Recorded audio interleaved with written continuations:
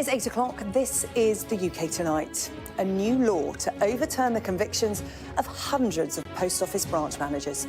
The Prime Minister announces a blanket exoneration of more than 700 postmasters, with each of them in line for compensation of £600,000. People who worked hard to serve their communities had their lives and their reputations destroyed through absolutely no fault of their own. The victims must get justice and compensation. Tonight, I'm joined in the studio by three victims of this scandal, one of the biggest miscarriages of justice in UK history, to find out what they make of the government's plans. Also coming up, a major development in a story that Sky News brought to light last year. The company behind the UK's best-selling baby formula says it is cutting its prices, with retailers expected to pass on that saving to parents. But is it enough to help struggling families? I'll be speaking to our national correspondent, Tom Parminter. Also ahead tonight, 900,000 people in the UK are living with dementia. We'll have a special report amid claims that the care system isn't meeting their needs. And could this robot be the answer to the UK's pothole problem? We'll ask the County Council letting it loose on their roads. All that to come and much more on the UK Tonight.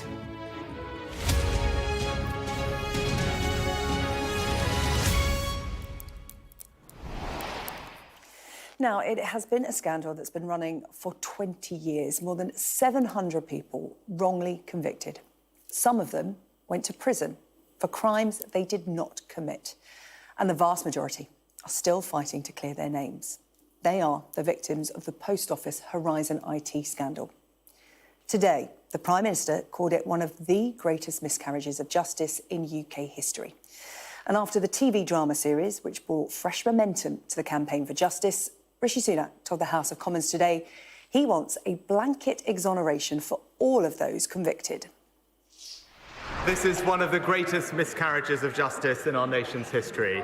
People who worked hard to serve their communities had their lives and their reputations destroyed through absolutely no fault of their own. The victims must get justice and compensation. Sir Win Williams' inquiry is undertaking crucial work to expose what went wrong, and we've paid almost £150 million in compensation to over 2,500 victims. But today I can announce that we will introduce new primary legislation to make sure that those convicted as a result of the Horizon scandal are swiftly exonerated and compensated. So let's look at the plans. Blanket legislation to exonerate sub-postmasters convicted in England and Wales is set to be introduced within weeks. Those whose convictions are quashed are eligible for £600,000 in compensation, or potentially more if they have their claim individually assessed. The Prime Minister also said upfront compensation of £75,000 will be awarded to the 555 postmasters who took their case to the High Court in 2019 as a group litigation. This evening, the Scottish First Minister wrote to Rishi Sunak indicating that similar measures are going to be brought forward in Scotland. Well, let's get straight to our panel here in the studio tonight. I'm joined by Balvinder Gill, former sub-postmaster in Oxford, who went bankrupt after he was accused of stealing more than £100,000. Vijay Parekh spent 6 months in prison after admitting theft, but had his conviction overturned in 2021. And Teju Adedeo was given a suspended sentence despite paying out more than £50,000 to make up a false discrepancy on her Horizon system. Good evening to you all, and thank you so much for coming in to speak to me here on the UK Tonight. I'm also going to introduce a professor who's going to talk to us about the legals of what we've heard today, Professor Graham Zellick, Emeritus Professor of Public Law and former Chairman of the Criminal Cases Review Commission. We'll be talking to Professor Graham Zellick in a few moments about the legal implications of what's been unveiled by the government today. Bal, I'm going to come to you first. When this started for you, you were just 23. Yes. And overnight, you were told that you had to repay a shortfall of £108,000. You had no indication until that figure was presented to you. Talk to me about what happened next. Yeah, so it was just a traumatic day, which I think I'll never forget. It stains your memory at that age. I woke up and went that day with my wife to open the post office and the auditors were waiting there. We went in and didn't know who they were, began to set the store up to open. Once they made themselves known, they kind of blocked us out from the office. I was interrogated under police caution in sort of a good cop, bad cop scenario. I was put really through my paces, and I was just trying to defend myself. I didn't have any legal support, but I was literally just trying to think on the spot of what I could say to try and avoid whatever they were trying to do to me. I was told at the time that was a shortfall of £68,000. The area manager contacted me and jokingly said, "I'll get your dad to pay it, he's got plenty of money." I was really treated very badly. I was never allowed back to the office or to get information which I could use to defend myself. I used to have a computer in the back of the office where I kept all my records accurately on spreadsheets because, I mean, I was an IT guy. I came from a maths and computer science background. I like to think I was a pretty professional person. And so that day, had you known there were problems? Did you know something was up with the software? It was never right. I'd reported problems previously. On a previous time, an investigator came and they said to me, it was just after Christmas, and I said, you know, these figures are not right. And they came and they said there's £100,000 surplus, as in money which is over, which hasn't been sort of allocated yet. And I remember the gentleman connecting his laptop to the Horizon system and then telling me, I've fixed all the problem for you, it's all gone away, don't worry about it, it's been moved to a suspense account, it will all sort itself out. And then literally the week after, I was back to the same problems. And I remember asking them for more training and them saying, we've already used the budget for training, there's no more training, you should be able to get to grips. And at the same time, I had 2 post offices at the time. These issues were occurring significantly at one. Sorry, Sarah-Jane, I'm just getting a little bit worked up. That's okay, take your time. Trying to stay calm. But yeah, and it was very, very difficult. That day, it created such a rift in my family. My dad was a very proud businessman, and he felt, and what he was told, his son had dishonoured him and done something fraudulent, and word spread through the community. I mean, I was ousted. Myself and my wife, we left the house. We were kicked out of the house, literally. We lived in rented accommodation, just moving around from a few months here and a few months there. We were really pursued so aggressively to repay that £108,000. We were temping jobs. We were literally, I mean, my wife pawned her wedding ring. I mean, I remember times when I didn't have enough petrol to get to work, and I would sort of be praying that I'd just have enough to get to payday. And one time my car broke down 5 miles from work, to literally put my hazards on and just walk to work and walk into an office and try and smile. And, you know, there's torment and there's so much depth to this in terms of the suffering. It's hard to share it sometimes. Just when I begin to share it, other things come into my mind, which some things I haven't even touched for a while. So, excuse me. Yeah. We really appreciate you coming into the studio to talk to us tonight. It's okay. It's okay. Yeah, it's okay. It's okay.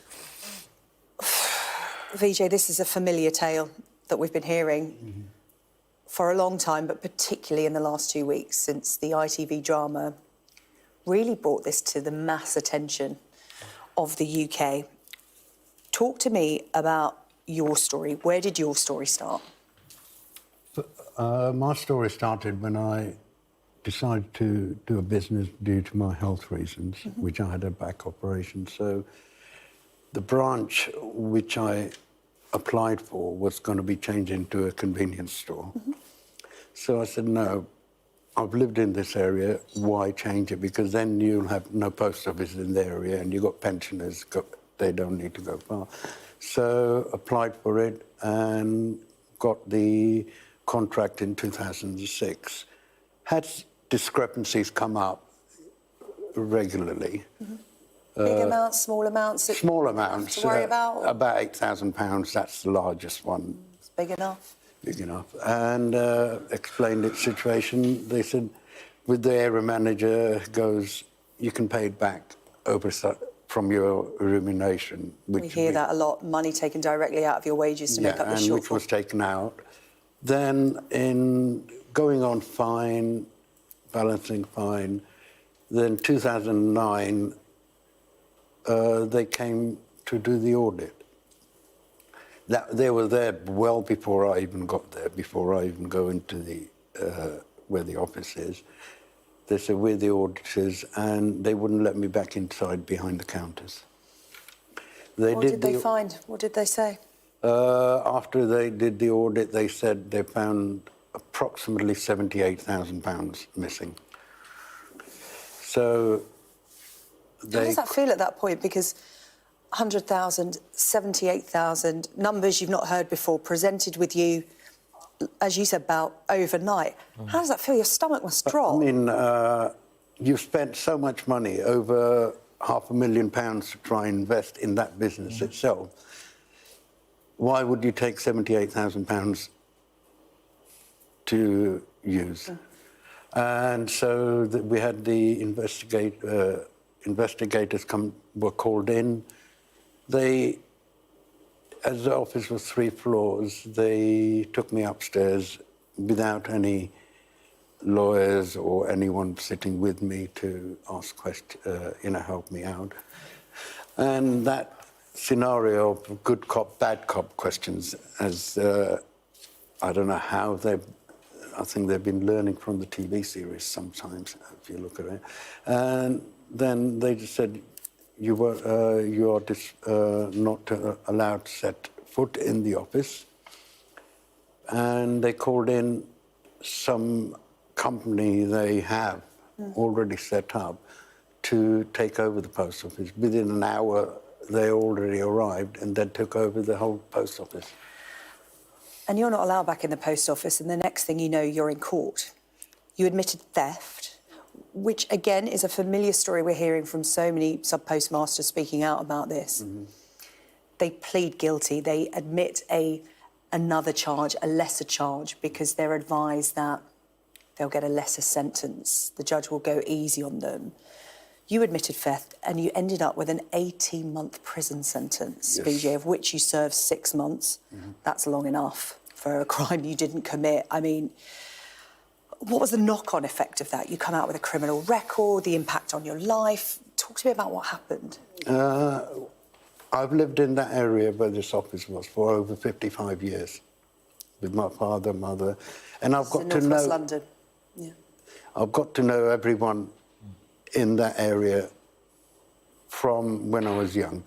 I mean, they knew me, my parents and everyone, but we couldn't live there anymore. We had to move out of the area to try and not anyone saying, oh, you're to my father or my brother or my family, that your dad or your brother's done this. So we moved out of the area.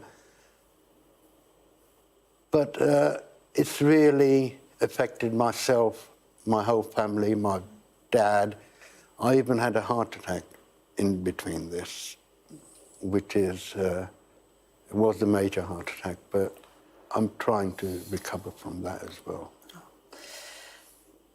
Vijay, what we're learning is, you know, all of you are living with the stresses and strains of everyday life, and then this monumental strain on your life that you live with every day. You were part of the 39 who were cleared back in 2021, but as you say, you live with this and the ramifications of what happened to you on a daily basis. Teju, I'm going to come to you next. You had a post office in Kent, and you had a shortfall of £52,000. You confessed to go with a guilty plea, which meant initially it didn't look like your case would be referred back to the courts. Talk to me about the legal wranglings you had. You know, you pled guilty. What happened after that? I had to plead guilty because the way they were at me on the day they came, they've cleared the office. We did not look for anything.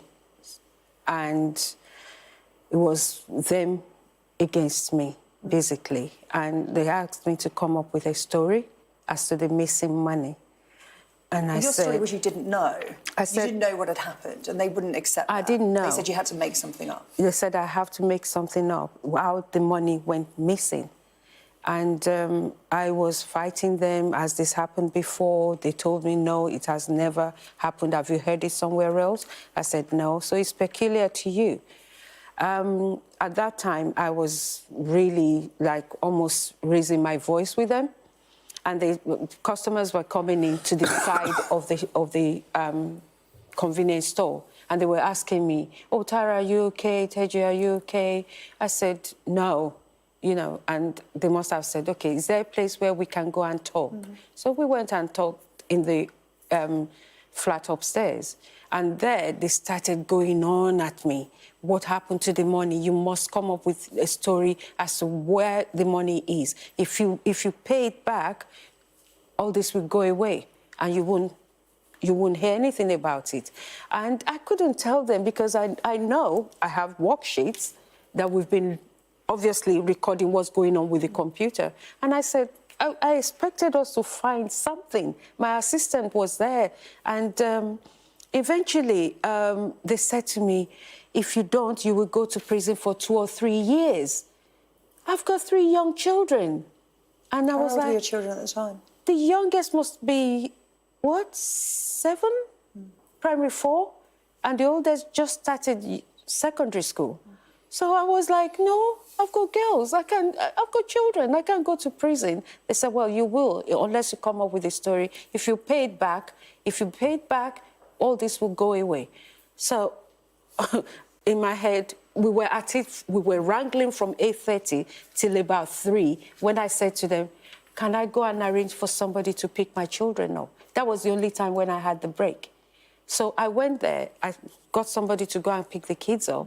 And when I came back, I thought to myself, if you don't play ball, you are going to be put away to prison. You were forced in that situation, and as we've heard, you know, throughout the coverage of this recently, is that you were all told you were on your own. Yes. There was no other post office that was experiencing these discrepancies. No.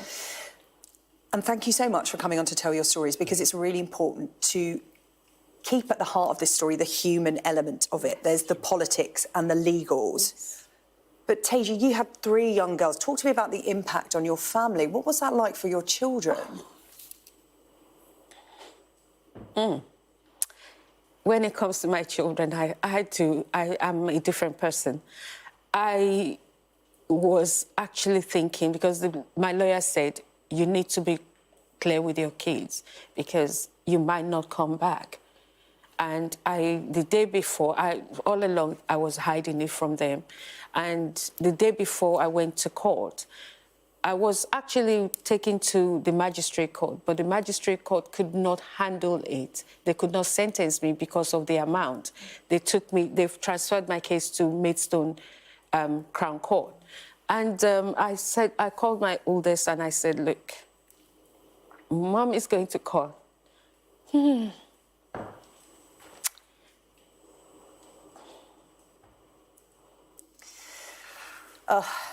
Teji, we've got you. Right. Sorry? We've got you. Yeah. Mom is going to court and I might not come back. Okay. I want you to know how to deal with washing machine.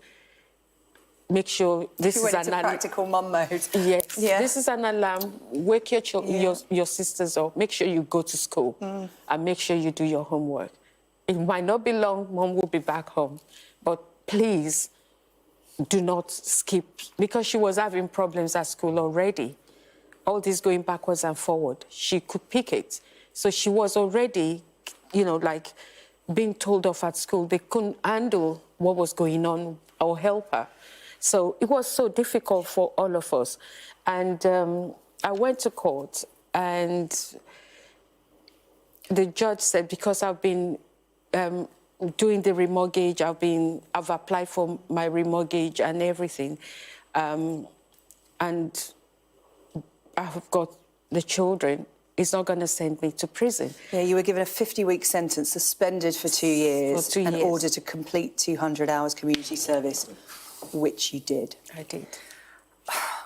Val, I mean, that's the other part of the story, isn't it? The ripple effect, the family and the friends and the loved ones who are affected by this, and your mental health. I mean, you know, there's the financial implications, losing your livelihood, your home, all of that. What toll does it take on you? Gosh, the first decade, I mean, we're talking 2 decades now. The first decade for me was depression. I just hid everything, you know, I was so numb. Can't smile, like you just have to put an act on. Can't really go in physical, in places where there's too many people, or you intentionally miss occasions like weddings and birthdays just because you have to act and you're not comfortable in your own skin. I used to have really strong suicidal impulses, and I have to bounce them onto the second thought. So things like, you know, maybe it's easier just to, you know, this is like you're living in hell, but maybe there's an alternative somewhere, and an impulse like that. But over time, it manifested. I developed. Then I had manic episodes. I had mania 3 times in the most recent period of my life, which time I was sectioned 3 times. And each time, just literally remember coming back to my senses at some point. I remember at one point, I was being asked by the mental health experts what they thought I wanted to say, and I said, look, I've been pursued by a government-owned agency, post office, and I looked back now and I've seen it's been put down as delusions of grandeur, and you know, like it's so hard for people to understand what we actually went through, and those times were chaotic for me, and there's times when I didn't think I'd ever get my sanity back. So I'm just grateful today to be here, and grateful to people out there right now who are listening to us, you know, giving us a voice again. So. Well, do you know what, Bal? We're grateful that you're with us and that you were strong enough to come through this, because sadly, there are those who weren't strong enough to come through it, Yes. and they should be remembered in all of this as well. Yes.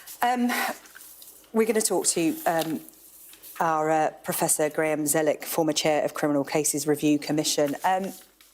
Let's just take a pause to talk about the legal implications of what's been announced today, if we could, Professor.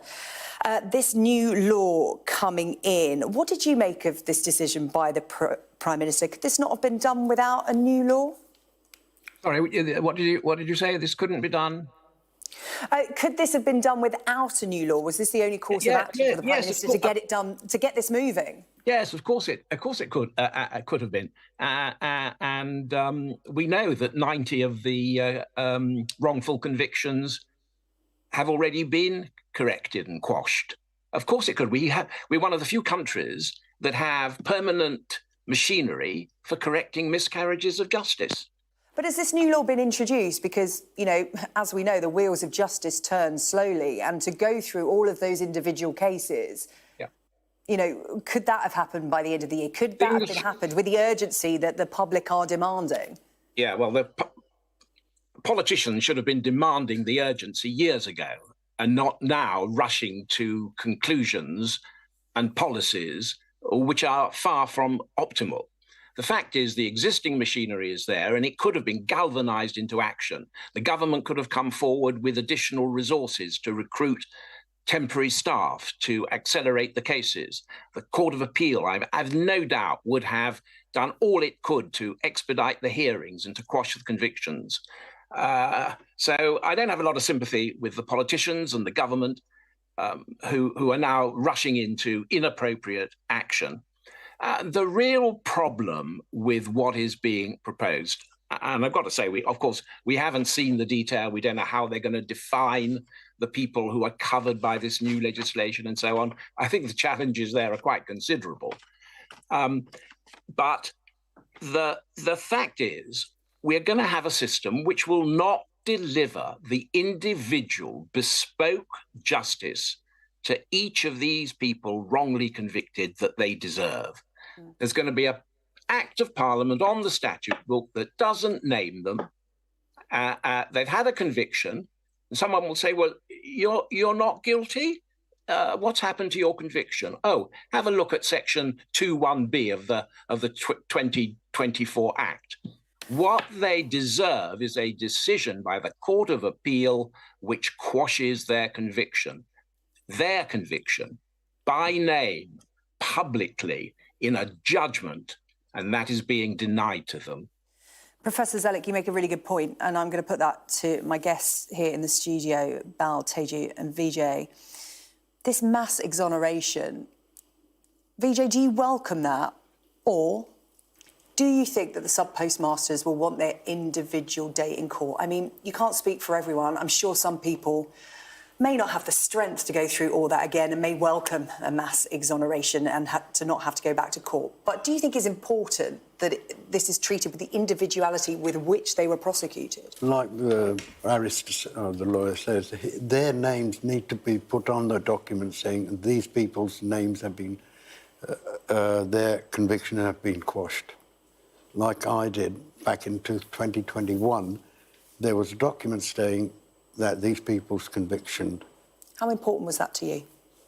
To have your name there, to have your day in court, to be exonerated as a person, It was as very an important for individual? myself and the 39 people who were with me that we fought to get our names in those convictions overturned in court. Teju, what's your view of it? You know, exoneration en masse, or everybody should have their day in court? I feel that depending on what is going on, they should be able to have the option to have exoneration, if that is what they want, depending on their ages, or if they want their days in court. What would you like? What I would like is to see all of them exonerated. According to the lawyer, every single name read out and your sentences quashed. I believe in that because you don't want to go looking for a job or applying for a visa somewhere and it's still there. Whereas when we had a quashing, we were able to look back and say, let me just check my credit paperwork. And you know that it was actually quashed and it's no longer there. Bal, what about compensation? £75,000 immediately, you know, £600,000, individual cases assessed, maybe more. I mean, speaking to you three this evening, there is no way you can put a price on what you have been through. I mean, yes, you should talk about financial recompense in terms of you've lost your savings, you've lost your livelihood, but it feels really crass to talk about compensation. Bal, how should that be handled by the government? No, I don't really like the word compensation. I think it's financial redress. You know, like, we want to be reset back to where we would have been if this never happened to us, you know. I don't want to just talk from my experience, but, like, I had two businesses. I was 23 years old, I had this plan of how to plan out my life. Like, we followed the important British values. We worked hard and we saved money and we were at a position we could do things. You did everything right. Yes. Exactly. Yes. And when you have an arbitrary figure and when you say 75,000, how can you, when, as the legal expert said, when each case is individual in the instance of prosecutions, it's the same in the group, in the litigation. Every single case has its merits. And my biggest concern is that a lot, I mean, my mother... Your mother was also convicted. She was convicted in 2009, and in her case, she's still having to deal with the post office lawyers. And so we want, in which place is it that the perpetrator is still controlling the process? And the government need to really pull them out of that, you know? Yeah, I would say. Well, we want to talk about the drama. I mean, you can argue that more has been done in 2 weeks since this ITV drama aired than has been done in the last 20 years. Earlier, we spoke to James Strong. He is director of the ITV drama Mr. Vates versus the Post Office. He said the cast and crew knew that they were working on something really important. I think everybody absolutely felt like it was a really important piece of work and that it was an important piece of work that we all wanted to do and bring our A game to, if you like. And so, you know, all of the cast we had, the amazing cast who came on board, all, you know, sometimes for small parts, but everybody wanted to be a part of it because they realised we were doing something important and that we wanted to do it, you know, as good as we possibly could because we were trying to do justice to these poor people, the real people who were involved. And so, you know, you felt a huge responsibility. A huge responsibility for something that has become hugely important. Bal, you cried when you watched the drama with your family. Yeah, it was so difficult. We watched it together first, myself, my mother, and my father as well. And we literally were just in tears. It evoked so much real emotion for us. Like, I really testament to the director and how he was able to visualise and transport our exact feelings.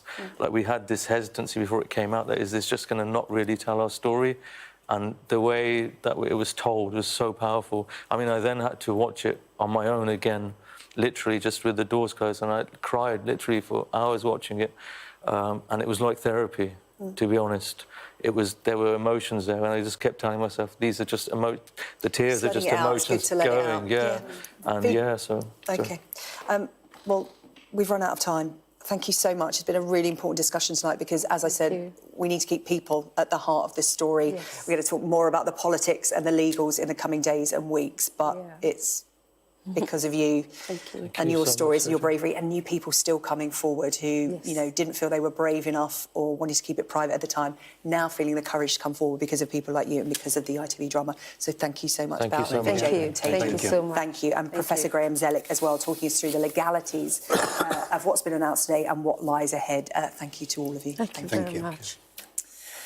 Well, today's announcement from the Prime Minister definitely going to feature in tomorrow's papers. We will have our extended press preview for you tonight and our news review. That's happening from 10:30. Joining Anna Botting in the studio, the Mirror's associate editor, Kevin Maguire, and the Telegraph's deputy comment editor, Annabelle Denham. Still to come here on the UK Tonight, a cut to the price of baby formula. This follows a Sky News investigation. We'll have all the details for you with our national correspondent, Tom Parminter, next.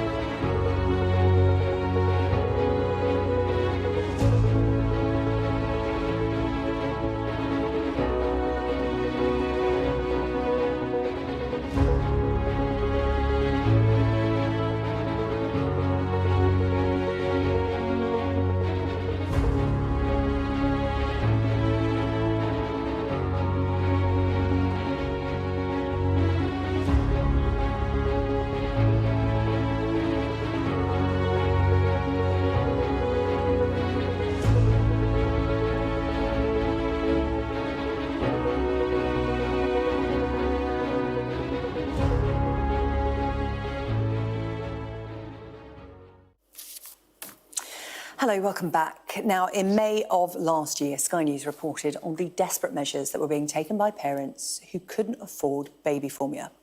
We found parents that were stealing, watering formula down with condensed milk, or buying boxes that were already open on Facebook Marketplace. This is after prices soared.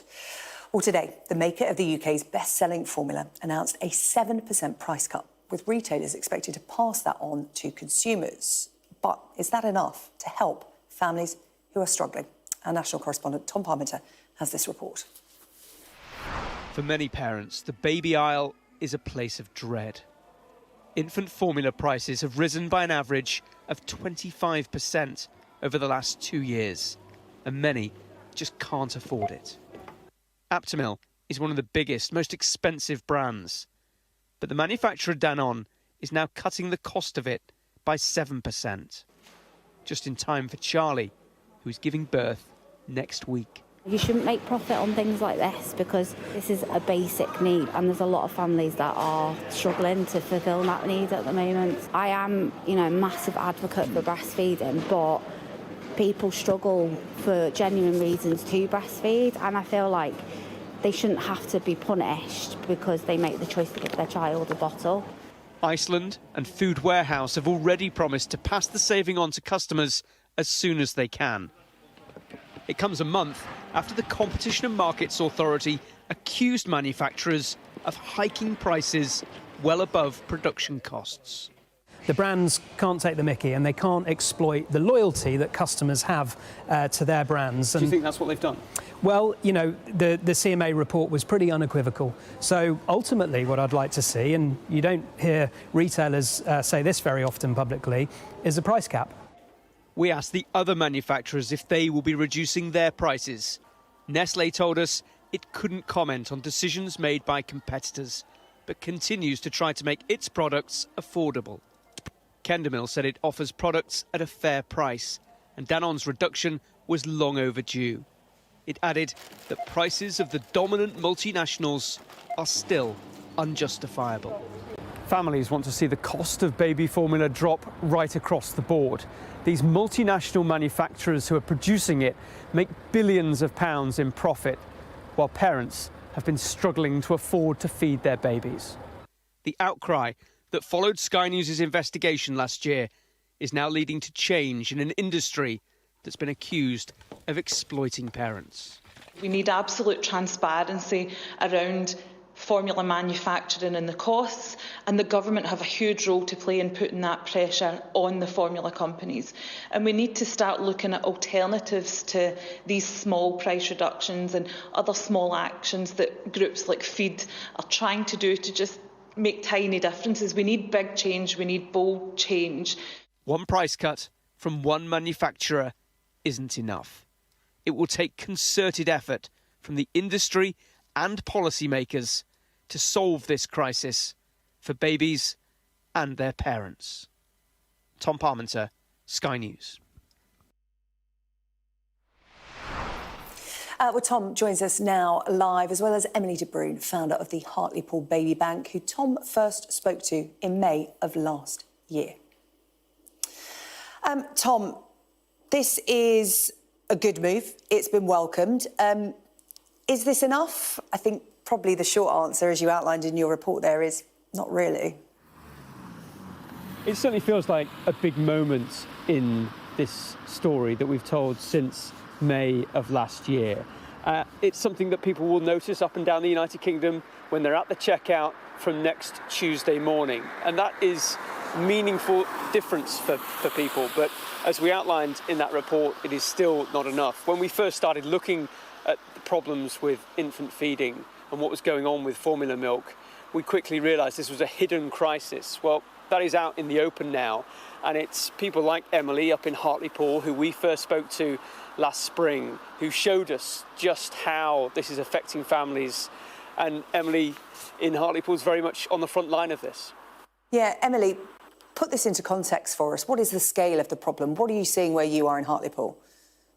The problem's huge.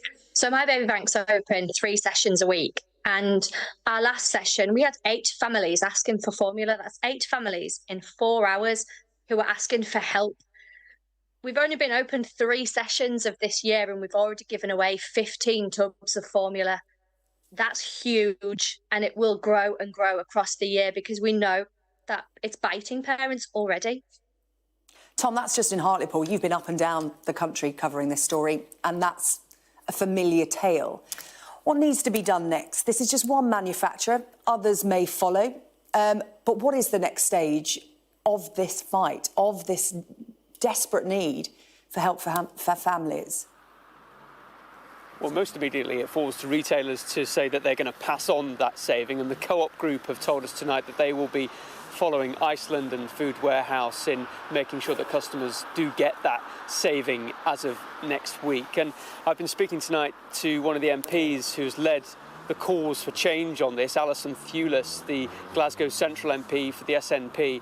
She's the chair of the all-party group in Parliament on infant feeding, and she says, yes, this is welcome, but it scratches the surface, really, of the many, many layers of this crisis. And she points out that still Healthy Start vouchers, which are available to young families, do not meet the cost of a tub of formula, and this price cut makes no difference to that difficult equation. She also points out to me that the Scottish Government have moved to increase the payments that young families can access, and she would like that rolled out across the UK to make sure that support is there on top of things like these price reductions or even a price cap, as we heard from Richard Walker in that report, saying that, look, this is such an essential product, it has to be limited, because what we've seen over the last few years amounts bluntly to profiteering. I mean, Emily, we're talking about an essential here.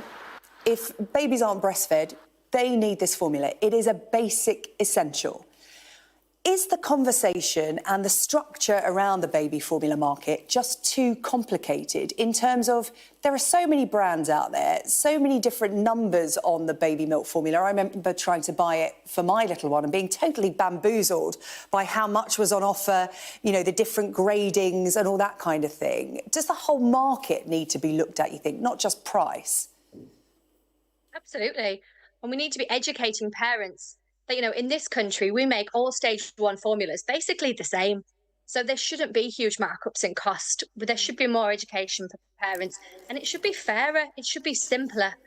You know, this is a food that your child cannot live without basically for the first 6 months unless you're breastfeeding, which I would always advocate for. But, you know, you've got to have that choice, and that's got to survive. And, you know, that safety net is there for those parents. And we're making it too complicated. It's not just about price. It's about education. It's about marketing. It's about encouraging parents to reach out and say, actually, this is very difficult. It's about Healthy Start vouchers actually meeting the price. This is just a drop. It's a tiny tip of the iceberg. You know, as Tom and I have spoken about before, this just isn't enough. It's just a starting point. You know, why, I don't know, only bringing down Aptamil? They own Cowangate as well. Couldn't they have done both? We end on a very good point. Emily de Bruin, co-founder and chair of the Hartlepool Baby Bank, and our national correspondent, Tom Parminter, thank you. As you said, there is much more to come on this. We'll continue to follow it here on the UK Tonight. Thank you. Now, the UK's leading charity for dementia has told Sky News that the country's social care system is failing those suffering from the disease. The Alzheimer's Society says the current system is not properly set up to meet people's needs, and the government is facing renewed calls for better investment and improved staff training. Sky's Shingi Marike has this report from Sheffield. Let video see what it is. Do you know? Just point it to the video. Just point the... She was just life and soul at party, really. Everywhere she went, everybody loved her. You know, everybody knew my mum. Jeanette and Lisa often talk about their mum Rita like somebody they used to know. Not because she's no longer here, but because they're grieving for the person she was before a dementia diagnosis. When her illness worsened, they were advised to place her in a care home between 2021 and 2023. Every time I went, my mum would wet through and we were having to ask them to change her. That's why my mum got put in this place, to be cared for, to be looked after, to be clean and dry. She was also often left in this position, her head hanging low, neck unsupported. Just on a dining chair, sort of more or less either with her head on the table or more or less just folded in half. Rita also had a number of unwitnessed falls, resulting in these injuries and adding to her daughter's concerns for her well-being. Rita was staying at Abbey Grange Care Home in Sheffield. The Care Quality Commission inspected the home on 20th July 2022 in response to specific concerns raised to them. After this inspection, the home remained rated good overall, with the CQC concluding staff there understood how to protect people from harm. In issues that go beyond just this home, the Alzheimer's Society told us thousands of people are being let down by an adult care system which needs better investment and better training. We've also spoken to one person who between 2022 and 2023 worked at Abbey Grange. They also believe so many of the alleged issues at the home stem from poor training. You don't have no moving and handling experience. There's certain ways you can pick them up, lift them and help them and stuff, support them. You don't get that. So if I'd have gone in and just basically rolled a lady over who'd got fragile skin, I could have tore her skin. Country Court, the company that runs the home, decided not to comment on all the allegations in this report. We've been speaking to the Department of Health and Social Care about the issues we've uncovered. It said all dementia care staff should be receiving training that the government has delivered in collaboration with the care sector. Happy birthday to you. In November of last year, Rita moved into a new home, where she celebrated her 77th birthday. Her family say she's healthier and happier, but they are still angry at her home and the system, which they believe cost her 18 months of her life. Shingi Marike, Sky News. Coming up on the UK tonight, we'll be finding out if this robot is the solution to the UK's pothole problem. Let's hope so. And coming up in the sport, Tottenham appear to have won the race to sign a new defender despite late interest from Bayern Munich. Details on the way.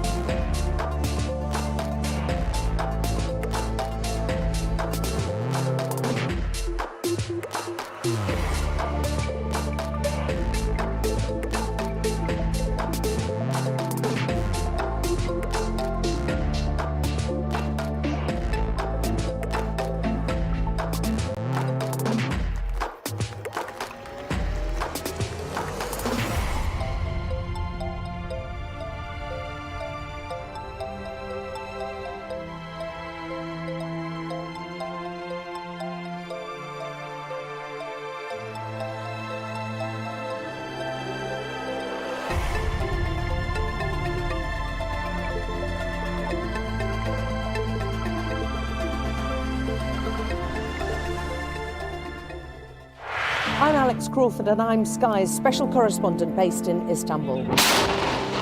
We aim to be the best and the most trusted place for news.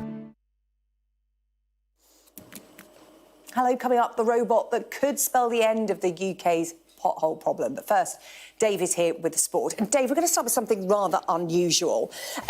There was a bit of controversy at the weekend over the team kits at the weekend's North East derby between Sunderland and Newcastle, both in their very recognisable home strips. This is what it looked like, and it's caused outrage from the Colourblind Awareness Society. Yes. Why? Colourblind campaigners, colourblind community. I mean, it doesn't look too bad to probably to your eye and my eye, but I tuned into this game.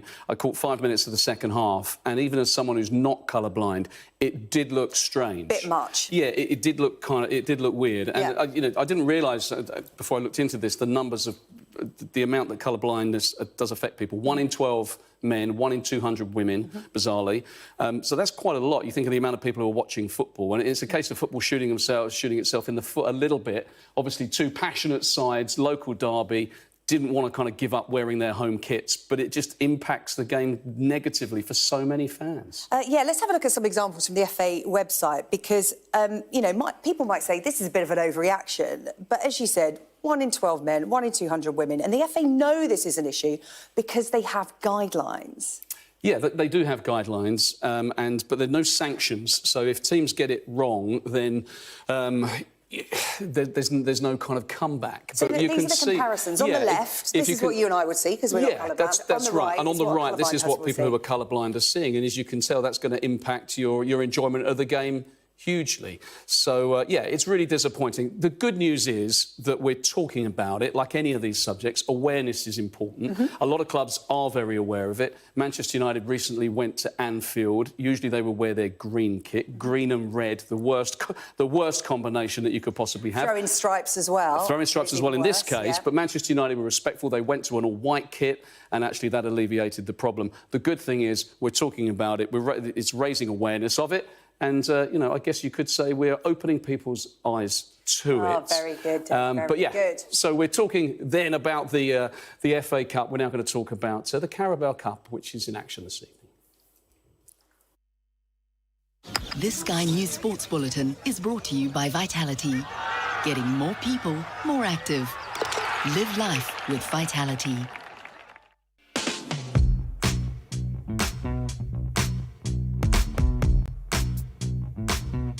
Right, Alex Calvin, we've got AFCON around the corner, so thought we'd test out your knowledge with a little African player quiz, all about the Premier League. Alex with a slightly fresher trim today than Calvin. So you're already 1-0 up. Yeah, don't look at mine, mine's worse. You're in it as well, man. So we'll start off with games played. Just tell me if you could just read out the names actually, that we got there. Shola Miobi, Wilfred Zaha, Kolo Toure and Cheick Kouyaté. So who do you think's got the most games played out of them four? We'll start with you, Calvin, go on. Zaha for me. You're going Zaha, Yeah. Calvin, Alex? I'm going to go Kolo. Kolo, all right, reveal. Come on, knowledge. Knowledge. So we got here. We've got yellow cards. So we've got Cheick Kouyaté, Doucouré, Abdoulaye Doucouré, Wolf Zaha, and El Hadj Diouf. Attacking players, because these three are attacking players. It's hard. I'm gonna go Tiote. Okay. Because he was a defensive Yeah, midfielder. made a lot And of he's someone that, tackles. yeah. So I'm gonna go Tiote. Karen. I think he could shock us, you know. Bro, something's telling me because look, there's referees in each picture. There's no referee there. I'm trying to look at it like that. Yeah, I'm trying to look at it like that. I'm gonna say Diouf. Have a look. Yeah. Oh, yes. What? This Sky News Sports Bulletin is brought to you by Vitality. Right, let's take a quick look at the weather. Warm memories wherever you go. The weather, sponsored by Qatar Airways. Well, the next few days are looking mostly quiet and cold. There's a stiff breeze bringing a significant wind chill to many of us.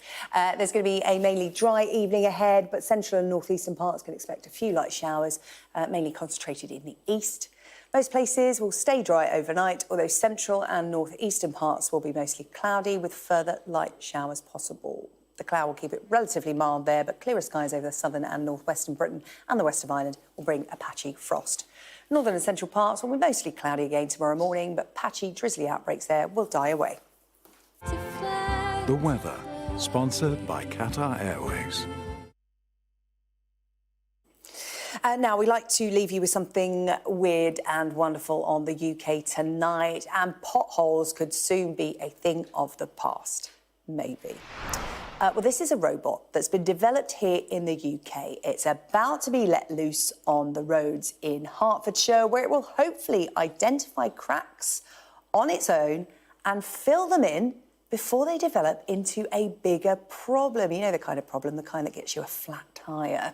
Well, it's the first robot of its kind in the world, and we're told it's now ready for a real-life road repair on a residential street. If successful, it won't be short of work. The UK is estimated to have more than 2 million potholes. Well, the executive member for Highways at Hertfordshire County Council, Phil Bibby, joins me now. Phil, this is a bit of welcome news to everyone in Hertfordshire and hopefully beyond. Tell me about this robot. Good evening. Certainly does appear to be good news. Well, it's developed by Robotised in partnership with Liverpool University and ourselves, because we're providing the engineering expertise. And basically, it will actually work on its own autonomously. It's got AI to identify potholes and actually fix or identify cracks before they become potholes and actually fix them on site. Just picture the scene where the crew's on the road, it's closed the road because it's fixing major faults. When it's closed the road, it can let this robot free. It will drive up and down the road, identify the cracks and fix them. By doing that, it will prevent the potholes happening in the first place. And it's a cheaper option than actually completely resurfacing the road. Yeah, a cheaper option. I mean, you know, the way county councils are at the moment up and down the country, that's good news. How much does potholes cost Hertfordshire County Council every year? They cost a lot of money. I wouldn't be able to put a figure on it, but if I can tell you that because of the government's pothole fund last year, we were actually able to invest another just under £4 million in potholes, and that meant 20,000 potholes in addition to what we normally do were fixed. So in total for the year, 40,000 potholes were fixed in Hertfordshire. I mean, everyone watching this is going to be thinking, when is this going to come to my county? Obviously, the tests have been done in the lab. You've seen it. You're going to trial it now in Hertfordshire. And what's the bigger plan for this robot? Is it to go nationwide? But the bigger plan, of course, it will go nationwide if it works. And we've got every confidence that it will work. Not only nationwide, but we expect internationally, because this is the first of its kind. It's very innovative, and it's going to be very efficient, very cost effective, and going to save a lot of money, a lot of time, a lot of potholes. So who wouldn't want to use it on their roads? Yeah, it's not just about money, is it? It's about safety as well, not just flat tyres. Potholes can have really serious implications for drivers. Absolutely. Potholes, when they're deep enough, they can cause some real damage to cars and endanger life in them as well. So we need to get those fixed quickly. But if they can stop them happening in the first place, then our crews can go on to do some more preventative maintenance to stop the potholes happening in the first place. Yeah, always tackle the cause rather than wait to deal with the consequences. Phil, really good to talk to you, Phil Bibby. Let us know how it gets on. That's all for the UK tonight. We'll be back tomorrow night at 8. We'll see you then.